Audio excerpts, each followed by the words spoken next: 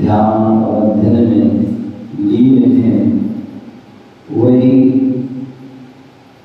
समय है। जो ध्यान की क्या आवश्यकता है, तो आचार्य भगवान ने बताया था, यदि हम धर्म ध्यान नहीं करते हैं तो नियम से जो है अशुभ ध्यान होगा। क्या होगा? जहाँ पे धर्म ध्यान नहीं किया वहाँ अशुभ ध्यान जरूर होगा, और जहाँ अशुभ ध्यान होगा तो वहाँ अशुभ आश्रम, अशुभ बंध भी होगा। इसलिए हमें अशुभ से बचना है। और अशुभ से क्या? आचार्य भगवान जब उत्कृष्ट दशा में पहुंचते हैं, उत्कृष्ट उल्लेख करते हैं, बोले हमें अशुभ से भी बचना है और शुभ से भी बचना है। क्योंकि आश्रम तो आश्रम है। क्या? आश्रम तो आश्रम है, जो है शुभ अशुभ आश्रम भी संसार का कारण है, और शुभ आश्रम भी संसार का कारण है। इसलिए हमें उन दोनों ही आश्रम से बचना है, हमें संपर्क की ओर बढ़ना है, निर्जरा की ओर बढ़ना है।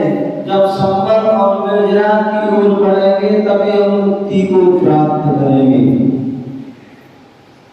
लेकिन बोले जब तक हम उस संपर्क की उत्कृष्ट दशा में नहीं पहुंचे हैं, या हम संपर्क की उत्कृष्ट दशा में कब पहुंच सकते हैं, तो बोले उसके लिए हमें सबसे पहले अशुभ आश्रम को रोकना होगा। जब तक अशुभ आश्रम को नहीं रोके तो शुभ आश्रम नहीं होगा, शुभ बंध नहीं होगा, शुभ बंध नहीं होगा, तो बोल रहे आप संपर्क की ओर नहीं बढ़ पाएंगे। तो इसलिए पहले जो है उत्कृष्ट दशा को प्राप्त नहीं कर पा रहे हैं, तो कम से कम ऐसा तो हो कि अशुभ से हम बच जाएं और शुभ में लग जाएं। और शुभ में लग गए तो निश्चित ही एक समय ऐसा आएगा कि आप शुद्ध में भी पहुंच जाओ।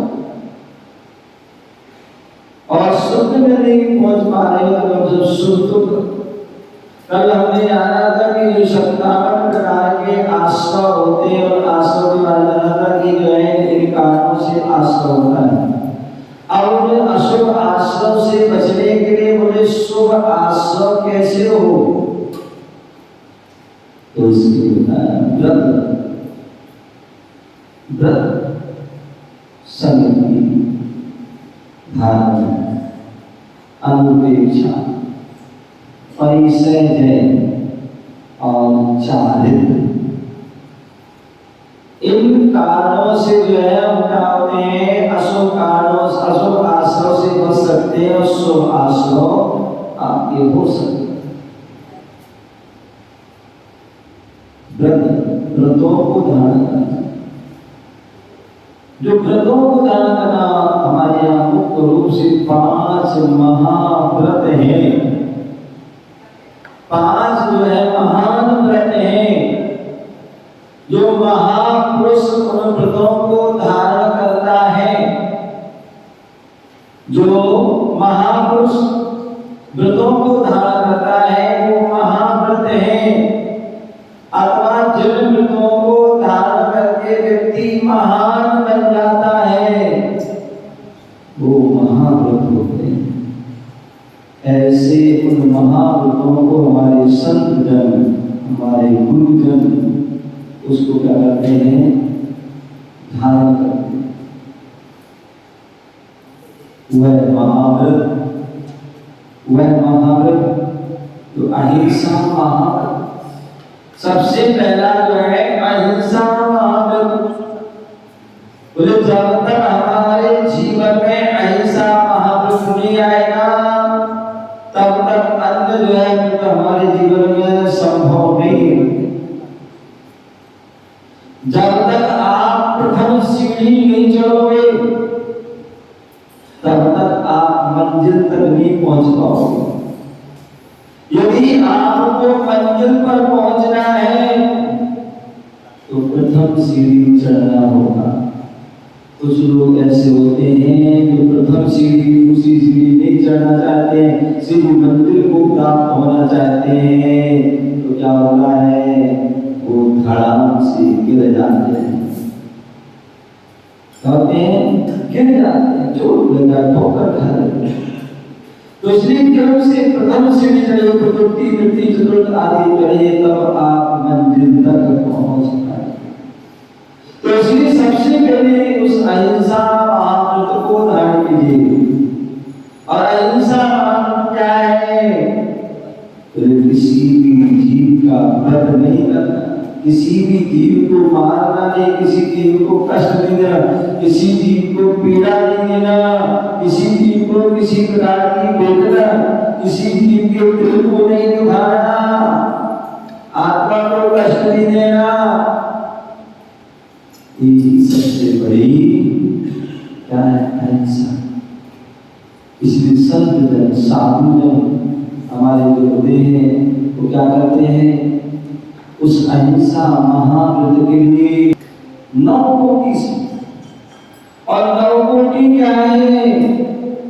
तो मन से किसी के बारे में बुरा नहीं सोचते, वचन के शब्द के माध्यम से किसी को बुरा होना नहीं कहते, और काय से, शरीर से किसी का बुरा मन वचन अनुमोदना ना स्वयं करते हैं ना दूसरों से कराते हैं, और यदि कोई कर रहा है तो उसकी अनुमोदना भी नहीं करते, खुश नहीं होते, प्रसन्न नहीं होते। ऐसे वह जो है वह महापुरुष होते हैं, अहिंसा महाव्रत के धारी होते हैं, जिन्होंने जो है तीन और तीन का मल्टीप्लाई कर दिया, कितने हो गए? 9। ऐसी महिलाओं की 9 प्रकार से जो है उस हिंसा के त्यागी। अथवा हमारे यहाँ आचार्य भगवंतों ने मुख्य रूप से 2 प्रकार की हिंसा कही है। मुख्य रूप से 2 प्रकार, एक द्रव्य हिंसा और दूसरी भाव हिंसा। द्रव्य हिंसा और भाव हिंसा। द्रव्य हिंसा क्या है? द्रव्य हिंसा जो है वह भी 4 प्रकार से कही गई है। क्या कही है? 4 प्रकार से। संकल्प की हिंसा, संकल्प मैं तुझे मार डालूंगा, इस संकल्प। विरोधी हिंसा, कोई आपसे लड़ने आ गया और आप जो है उससे विरोध कर रहे, उससे युद्ध कर रहे हैं, उसमें जो हिंसा वाली विरोधी हिंसा। आरंभी हिंसा, आरंभ मकान बनाना है, घर बनाना है, दुकान बनाना है, फैक्ट्री बनाना है, ये तरह वो करे, क्या है? आरंभ सा। उसमें भी की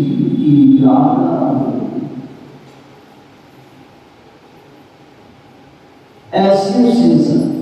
और उद्योगी हिंसा,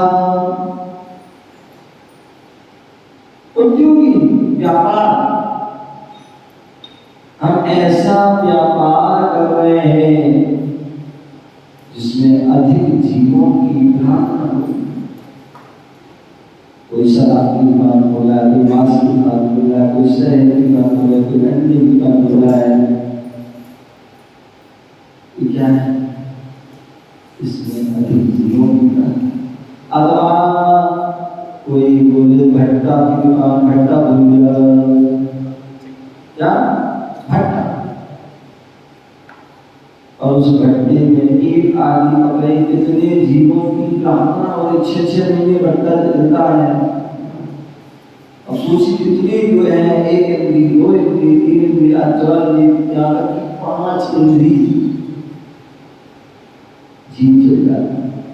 कल आपने सुना होगा, सुना दिल्ली के मालवीय नगर में होटल, अनेक होटल बनी है और उसमें गए, एक होटल जहाँ पर परमिशन दी गई 6 कमरों की, जहाँ पर 27 कमरे बने हुए हैं, जहाँ पर छोटे आजकल ऐसे ऐसे गेट लगा देते हैं छोटे छोटे इलेक्ट्रॉनिक जो लाइट से बोलते हैं, और हम आजकल उसके आदी हो गए।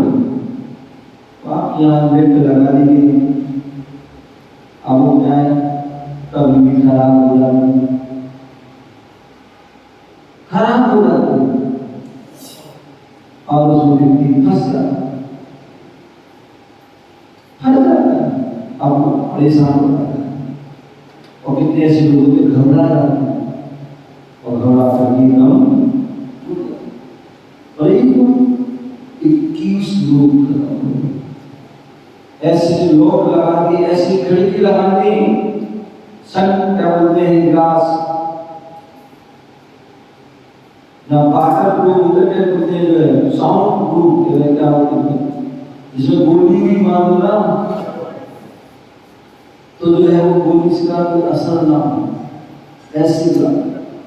अब बताइए वहां पर कमरे में बंद हो गए, लाइट चली गई और कोई लाइट शॉर्ट सर्किट हुआ, लाइट अपने आप खत्म। और आज इस बार 2026 में इतनी घटनाएं सुन रहे हैं, अभी विवेक बिहार में नहीं हुआ, कहीं हुआ, कितनी सारी, और क्या राख हो गए, 21 लोग जल करके तो राख हो गए। कितने लोग 1 मंदिर, 2 मंदिर, 3 मंदिर, 4 मंदिर कूद रहे हैं। अब देखते कितने रास्ते में जाल होते हैं जिसके तारों के तार में फंस के मर गए, कोई कहीं पर कुछ। ऐसी घटनाएं आती, ये सब क्या है, ये सब ऐसे होता है। तो इसलिए कह रहे हैं कि जो अहम पुलिस आरंभ करते हैं, उसमें कितने जीवों की हिंसा होती है। उद्योग व्यापार हिंसा, जब व्यक्ति व्यापार करता है तो उसमें क्या करता है, बोले जो है ईमानदारी से भी कोई भी काम करते हैं तो आप पेट भर सकते हो, क्या ईमानदारी से आप पेट भर सकते हो, पेटी नहीं भर सकते। यदि आपकी पेटी भर रही है, खजाना भर रहा है, इसका मतलब कि आप ईमानदारी वहां नहीं हो रही है, नंबर 1 में काम नहीं हो रहा है।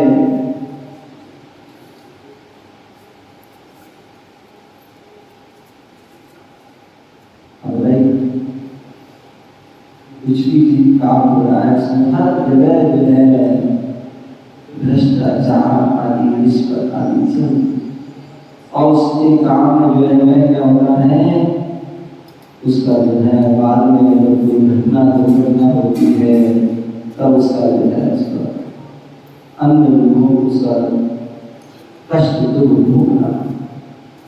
तो इसलिए जो व्यक्ति व्यापार कर रहा है, और व्यापार कैसा व्यापार कर रहा है जिसमें अनेक प्रकार के जीवों की रात और छल कपटमय जारी हो रही है, 1 नंबर 2 नंबर 3 नंबर अधिकार चल रहे हैं,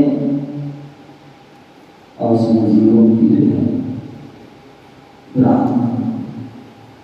तो इसलिए बोले संकल्पी, उद्योगी, विरोधी,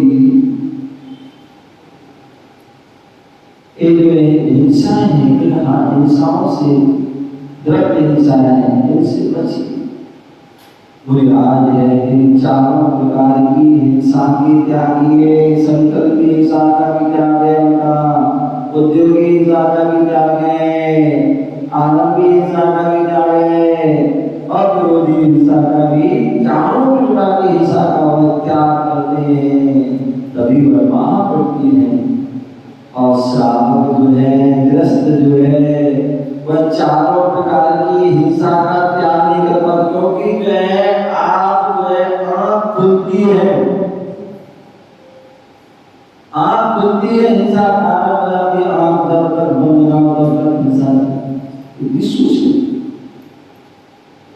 आप कितना बचना चाहो नहीं बच सकते। पूरे ब्रह्मांड में जीव जो है धरे पड़े हैं, आप कितना भी इतने सूक्ष्म जीव हैं वो आपको दिखते और निकालना पड़ेगा। तो इसलिए बोले हैं श्रावकग्रस्त जो है वह केवल संकल्प की हिंसा का त्यागी होता है कि संकल्प पूर्वक मैं किसी जीव की हिंसा नहीं करूंगा। इसके अलावा जो 3 प्रकार की हिंसा है वो यथायोग उनसे बचने का प्रयास, और दूसरे जो है भाव हिंसा। भाव हिंसा कितने प्रकार की है? बोले भाव हिंसा जो है वह संख्या असंख्या अनंत प्रकार की, क्योंकि जितने प्रकार के हमारे भाव पल में भाव बनते हैं, हर क्षण भाव बनते हैं, तो जितने प्रकार के भाव होते उतने प्रकार की वो हिंसा। इसलिए प्यार जो है और द्रव्य हिंसा की त्याग है, भाव हिंसा की त्याग, और बुरे भाव हों इसलिए वह क्या होते हैं, वह शुभ भावों में अपने मन को लगाए, शुभ क्रियाओं में लगाए, और शुभ क्रियाओं के माध्यम से भी शुभ भाव बनते हैं, और शुभ के माध्यम से शुद्ध भाव बनते हैं। इसलिए आप व्रतों को धारण कीजिए। आपके अंदर शक्ति है, सामर्थ्य है, आप महाव्रती बनिए। पहली शक्ति सामर्थ्य नहीं है तो कम से कम जो है अनुव्रती बनिए। आचार्य बोल रहा है आप सूक्ष्म और स्थूल रूप से पापों का त्याग नहीं कर पा रहे हैं। हमें वैसे दोनों प्रकार, सूक्ष्म स्थूल दोनों प्रकार से पापों का त्याग करना चाहिए। यदि हम दोनों से नहीं कर पा रहे हो तो कम से कम स्थूल रूप से हम पापों का त्याग कर दें। हम द्वैत त्रस और स्थावर दोनों प्रकार की हिंसा से नहीं बच पा रहे हैं तो कम से कम त्रस हिंसा का तो त्याग कर दो, और स्थावर हिंसा से यथायोग बचने का प्रयास करो। ऐसा जो है वह अहिंसा महान, इतना श्रेष्ठ, इतना महान अहिंसा। ऐसे अहिंसा मार्ग के लिए हिंसा का वह 9 कोटि से त्याग करते, और कहते हैं जैसे जो हिंसा जो है पाप है, उसी प्रकार झूठ चोरी कुशील परिग्रह भी पाप है। जैसे हिंसा में दोष लगता है ऐसे चाल में भी दोष लगता है। पांचों पाप बराबर है। क्या है? पांचों पाप बराबर है, पांचों में बराबर का दोष लगता है। इसलिए मैं पांचों का जो है आज पांचों का 9 कोटि से त्याग, और श्रावक जो है तो स्थूल रूप से उन 5 जो है पापों का त्याग करते हैं और एक देश व्रतों को धारण करते हैं। ऐसे उन व्रतों को धारण करने से हम हमारे शुभाश्रम पापाश्रम से बच करके हम शुभाश्रम होता है। तो इसलिए व्रत समिति बोले यदि हमें व्रतों का निर्दोष पालन करना है तो समिति का भी पालन करना होगा। समिति मतलब जहां पर यत्नाचार पूर्वक क्रिया होती वो समिति, क्या जहां पर इतना सावधानी पूर्वक क्रिया होती है वो समिति है। और ऐसी वो 5 समिति है, क्रिया, भाषा, ईर्ष्या, आनंद, जीवन और प्रतिष्ठान। एक 5 ईर्ष्या समिति। ईर्ष्या समिति क्या है? बोले जो है 4 हाथ करके चलना। क्या करना? चार हाथ जमीन को देख करके चलना। रानी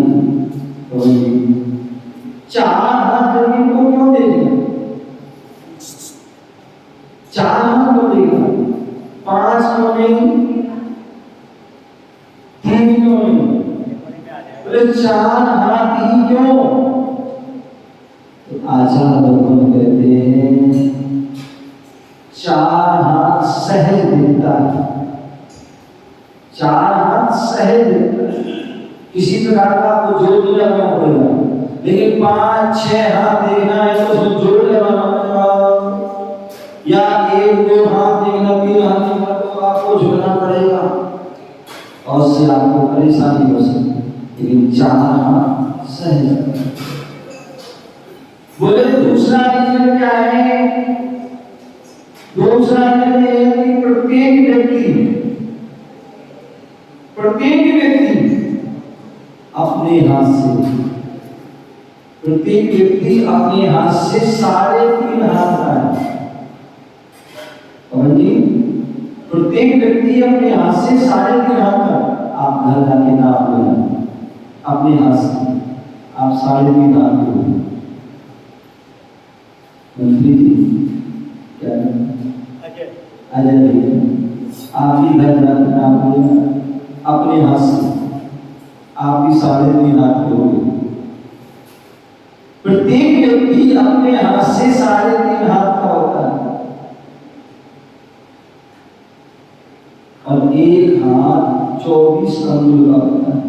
क्या ऐसे करके आप हो ना तो 24 अंगुल, एक हाथ हो गया 24 अंगुल का है। 24 अंगुल का है और टोटल कितने हो गए? 84 अंगुल। प्रत्येक व्यक्ति अपने अंगुल, अपने हाथ, अपने अंगुलों से 84 अंगुल का है, अपने हाथ से 3.5 हाथ का है। और यदि जो है यदि ठोकर खाता है, उल्टा लगता है उसको, वो गिरता है तो बहुत से आधा हाथ आगे जाएगा। क्या होगा? बहुत से आगे आधा हाथ ऊपर जाएगा। समझ ना? वो बात अलग है कि व्यक्ति जो है कोई गाड़ी आगे से गिरता है या ऊंचा घूम जाता है, वो अलग है। लेकिन सामान यदि उल्टा खा के गिरेगा तो आधा हाथ और आगे गिरेगा, इसलिए 4 हाथ।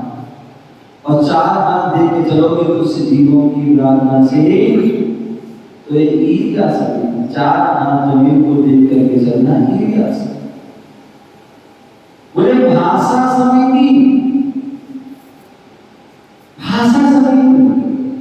बोले बिना देख के चलोगे तो भी उसमें जीवों की प्रार्थना होगी, और भाषा समिति का ध्यान नहीं दोगे तो भी जीवों की प्रार्थना होगी। क्या जो है बिना देख के चलोगे तो भी क्या होगी? तो भी आपकी जो है जो भी जीवों की प्रार्थना होगी। और यदि भाषा समिति का ध्यान नहीं दिया तो भी जो है जीवों की प्रार्थना। कहते उठाई जीव तलवा से मार दे,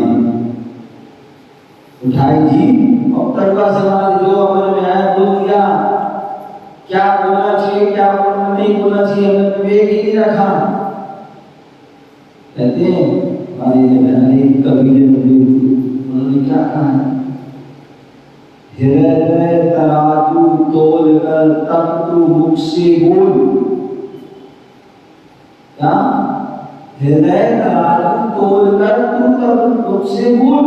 पहले हृदय तराजू में तोल ले भैया, क्या व्यक्ति के लिए, सामने वाले के लिए शब्द बोल रहे हैं, और वो शब्द यदि कोई हमें बोलेगा तो क्या हमें अच्छा लगेगा?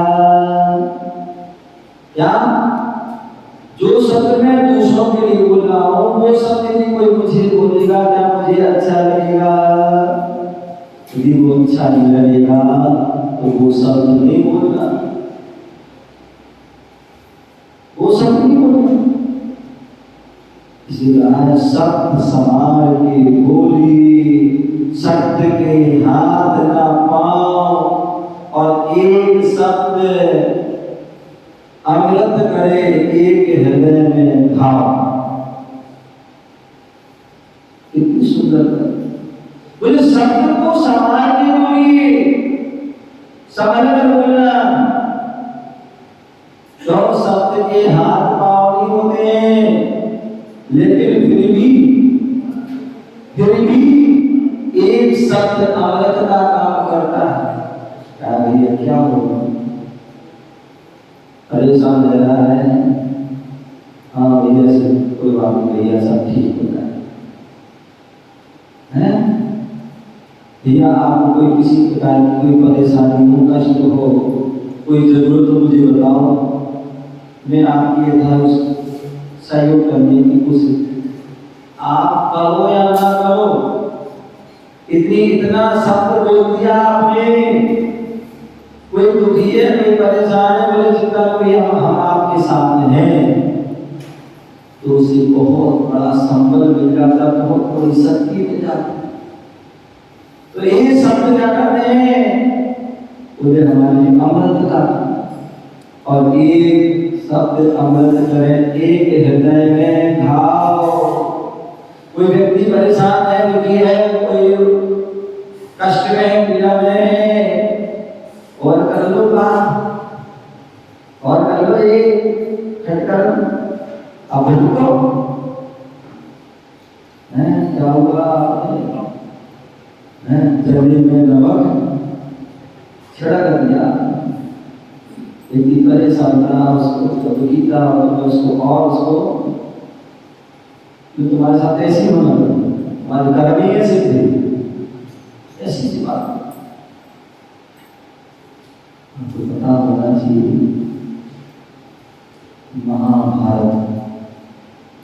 महाभारत का एक विशाल युद्ध हुआ, महाभारत का विकराल युद्ध हुआ। क्यों हुआ, किसके कारण हुआ?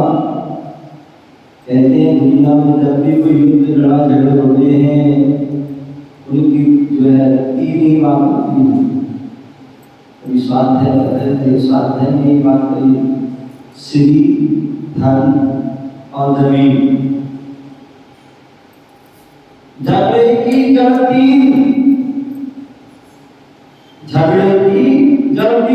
जलगुरु जमीन। श्री माने स्त्री, क्या स्त्री? झगड़े का कारण क्या है? स्त्री। झगड़े का कारण क्या है? दूसरे श्री मतलब धन दौलत, और तीसरा जो है जमीन। इतने इतिहास हटा के देखिए, वो सब युद्ध हुए इसके कारण। जमीन रामायण में हुआ, राम रावण हुआ, क्यों हुआ? इसके कारण, स्त्री के कारण।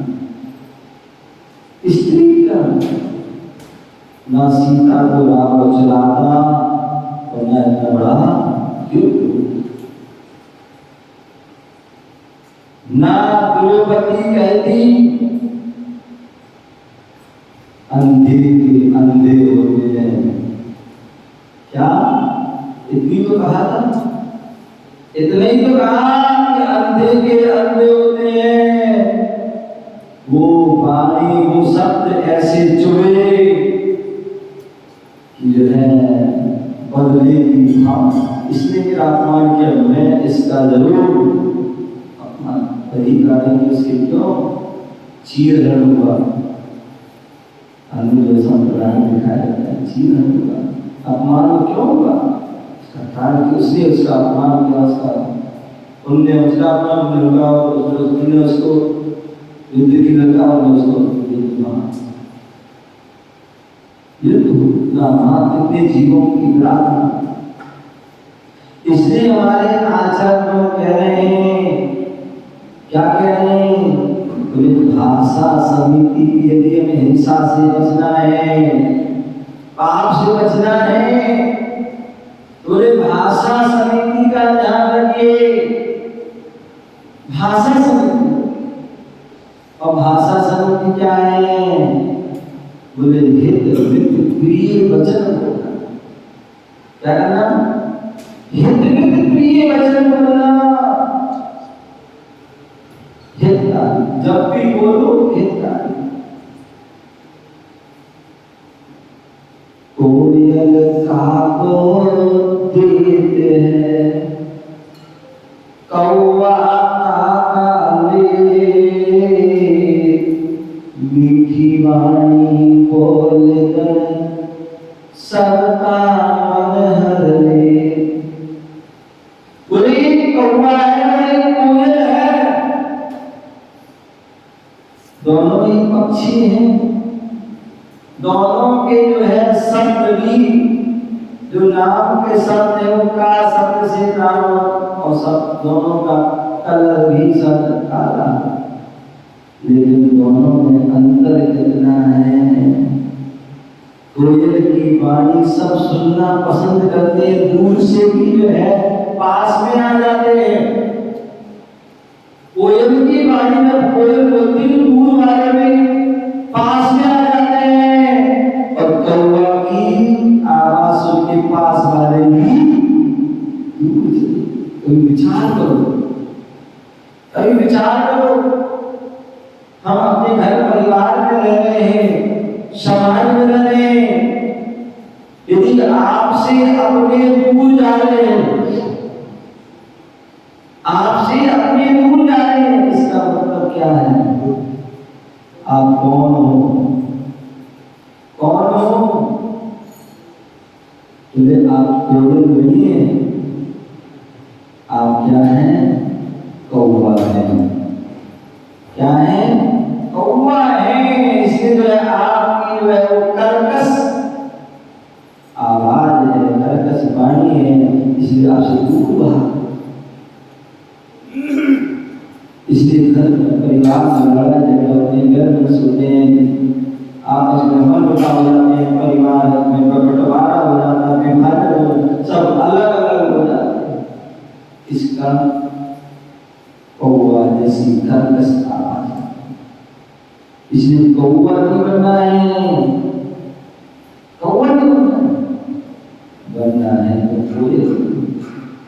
हालांकि वैसे तो हमारे कहते कौवा कोयल आका और कोयल दोनों ही प्रिय से हैं, और प्रिय से गति अच्छी नहीं होती, प्रिय से गति अच्छी होती है, विश्वास है सदा। बोले प्रिय से गति है, नरक गति है, मनुष्य जो है देव गति है, ये अच्छी होती है। क्यों? क्योंकि इन तीनों में जो है संयम को धारण नहीं कर सकते, व्रतों को धारण नहीं कर सकते हैं, केवल मनुष्य गति ही है। क्या? मनुष्य गति है, तो जिस मनुष्य गति में हम संयम को धारण करके मुनि मन में मोक्ष जा सकते हैं। ये तो केवल उदाहरण है कि हमें कोयल बनना, मतलब कोयल जैसी उस मधुर वाणी करना है, मधुर वाणी। बोले एक नींबू होता है प्रधान जी, पवन जी, एक नींबू होता है और एक जो है चीनी होती है। एक नींबू होता है और एक चीनी होती है, दोनों में कितना अंतर होता है? नींबू जो है, नींबू का रस, नींबू का रस जो है 1000 जो है लीटर, 1000 लीटर नींबू का रस रखाओ, 1000 लीटर नींबू का रस रखा होगा, लेकिन वहां एक भी चींटी पास में नहीं आएगी, एक भी चीनी। और यहाँ पर एक चीनी का दाना डाल दीजिए, हजारों चीनी आ जाएगी। तो 1000 लीटर नींबू का रस एक भी चीनी नहीं आएगी, और एक चीनी चीनी के बाद हजारों चीनी आएगी। क्यों? क्योंकि नींबू जो है वो खट्टा होता है, चीनी मीठी होती है। क्या? नींबू जो है ऐसा होता है, खट्टा होता है और चीनी मीठी होती है। नींबू जो है फाड़ने का काम करता है, अलग करता है। क्या करता है? नींबू फाड़ने का, अलग करने का काम करता है। आप दूध रखा, दूध में एक बूंद नींबू का डाल दो, क्या हो जाए? फट जाए। और चीनी, चीनी क्या? चीनी जोड़ने का काम करती है। जोड़, आपने सुना होगा कचरेर आदि की उपमा, कचरेर की 5 नाम की उपमा थी, जो एक समय उसका जो है धड़ अलग हो गया था। क्या? उसका धड़ अलग हो गया था। और उसके क्या हुआ? उस प्रतिमा को पूरा और घी में क्या रखा? चीनी और घी में उसको बिल्कुल रख दिया, दबो के रख दिया, महीनों तक रखा। क्या हुआ? उस प्रतिमा का चमत्कार हो गया कि वो प्रतिमा जुड़ गई। तो चीनी में जुड़ने का काम करती है, क्योंकि उसमें मिठास है। अब देखिए चीनी सीधा हो जाता है, चाशनी बन जाती है, उसकी क्या होता है? लड्डू बन जाते हैं, लड्डू बन जाते हैं, जुड़ जाते हैं। तो चीनी जो है जोड़ने का काम करती है, नींबू फाड़ने का काम। तो इसलिए बोले तो मधुर वाणी,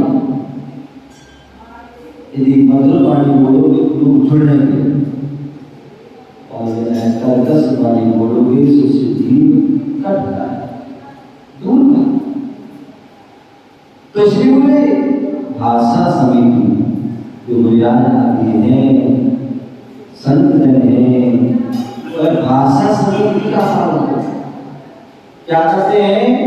भाषा समिति का, माताओं सुन लो, माताओं भाषा समिति, ये बात चले आप सुनो। भाषा समिति क्या बोले? हितकारी बोली, मित्रवादी सीमित बोली, जब जरूरत है तब बोलो, अनावश्यक ना बोलो। आप प्रवचन चल रहा है, उसमें बातें करने लगे, ये क्या है? क्या है? ये मित वचन नहीं, सीमित वचन नहीं, ये अनावश्यक है।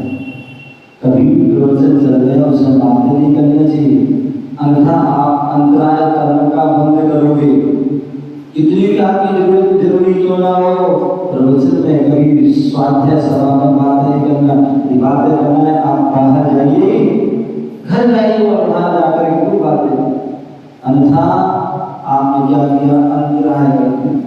जो प्रवचन कर रहे हैं उनके जो है आपने चित्त में जो है बिगड़ डाल दिया, जो प्रवचन सुन रहे हैं उनके चित्त में बिगड़ डाल दिया। इसलिए कभी भी स्वाध्याय चल रहा उसमें बातें ना कर, कोई धार्मिक की क्रिया चल रही है उसमें कोई बातें ना कर, पूजा करते करते बातें करने लगते, चाप करते करते बातें करने लगते हैं, स्वाध्याय करते करते बातें करते हैं, और यही कारण है कि पूरी जिंदगी निकल जाती है लेकिन उसका फल नहीं मिलता। फल नहीं मिलता क्यों? क्योंकि हमने जो है एक समय में एक काम नहीं किया, एक समय में अनेक काम किए, एक समय में अनेक काम।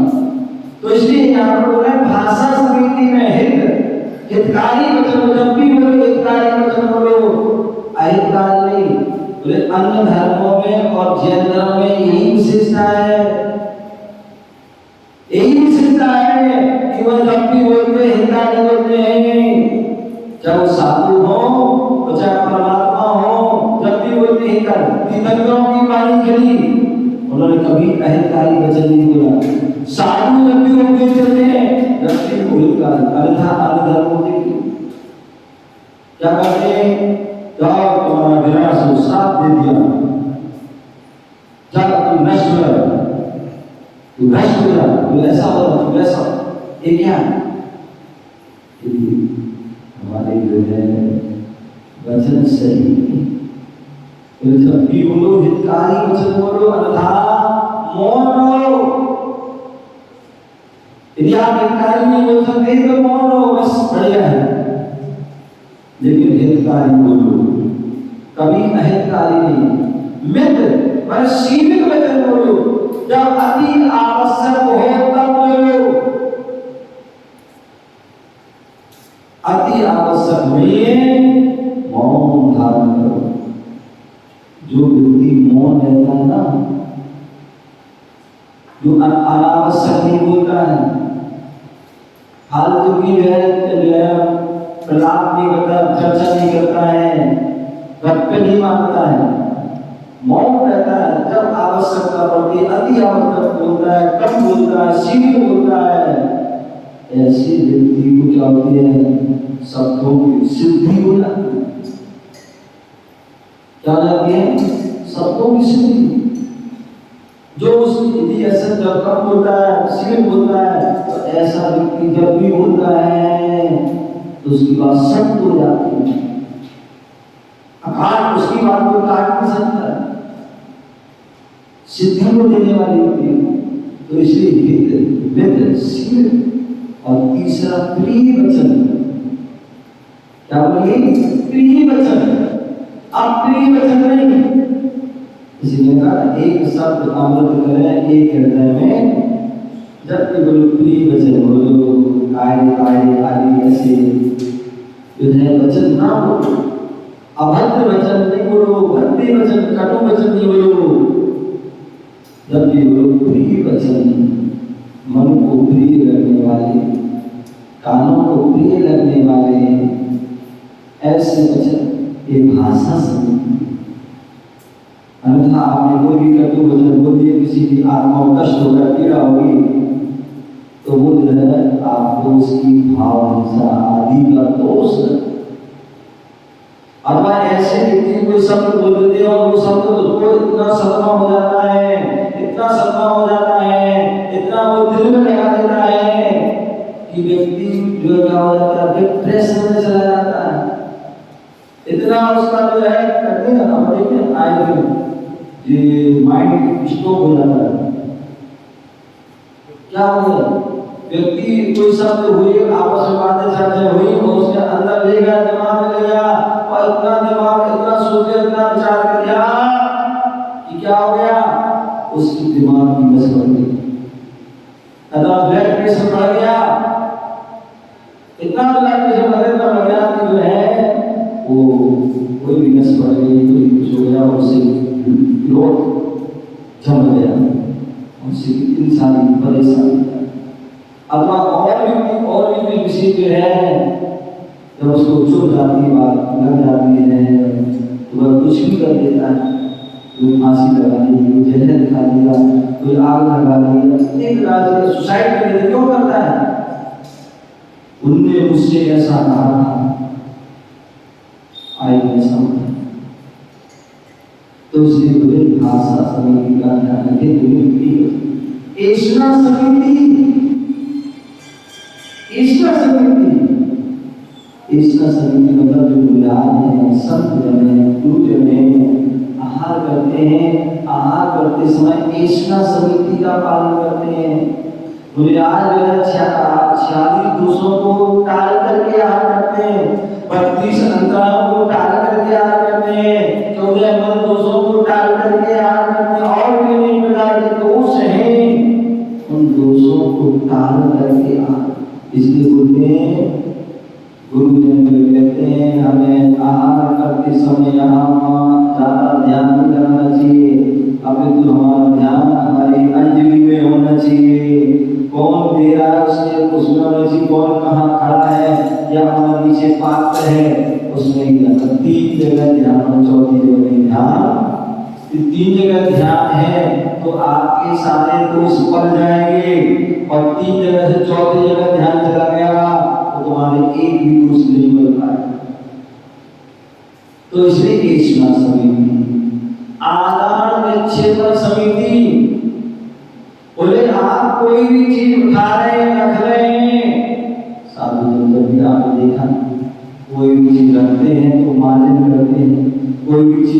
खाते हैं तो मार्जन करते हैं, कोई भी चीज देते हैं तो भी वह मार्जन देखते हैं, मार्जन करते हैं।